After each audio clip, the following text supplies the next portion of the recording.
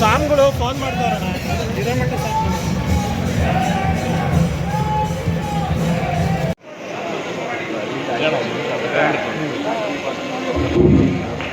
ನೀವೇ ಬರಕ್ಕೆ ನಾನು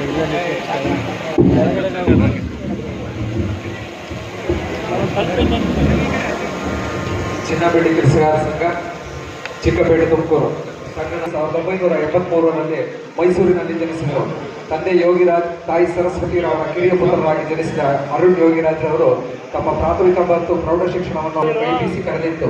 ತಮ್ಮ 11ನೇ ವಯಸ್ಸಿನಲ್ಲಿ ತಂದೆಯ ಜೊತೆಯಲ್ಲಿ ಶಿಲ್ಪಕಲೆ ವೃತ್ತಿಯ ತರಬೇತಿ ಪಡೆದಿದ್ದ ಇವರು ತಮ್ಮ ಕುಲ ಕಸುಬನ್ನೇ ವೃತ್ತಿ ಜೀವನಕ್ಕೆ ಆಯ್ಕೆ ಮಾಡುವ ಅಚಲವಾದ ನಿರ್ಧಾರ ಸಾಕಾರವಾಗಿತ್ತು.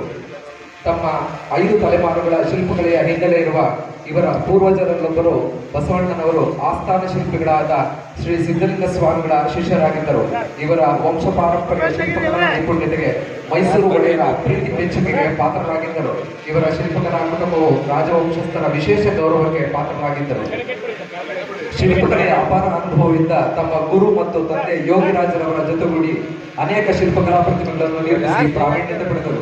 ದಿನಾಂಕ 10-12-2014ರಲ್ಲಿ ವಿಜೇತರನ್ನು ವಿವಾಹವಾದ ತಮ್ಮ ಕಲಾ ಪ್ರತಿಮೆಯನ್ನು ಇಡೀ ಜಗತ್ತಿಗೆ ತೋರಿಸಿದ್ದಾರೆ.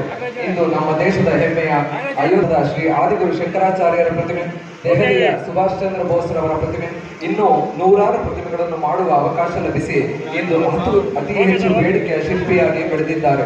ಇಂದು ಭಾರತದ ಮೂಲೆ ಮೂಲೆಗಳಲ್ಲಿ ನೂರಾರು ದೈವ ಶಿಲ್ಪಕಲಾ ಮೂರ್ತಿಗಳಿಗೆ ಹಾಗೂ ಇತಿಹಾಸ ಪ್ರಸಿದ್ಧ ಸಾಧಕರ ಕಲಾಮೂರ್ತಿಗಳಿಗೆ ಜೀವಕಳೆ ನೀಡಿದ್ದಾರೆ.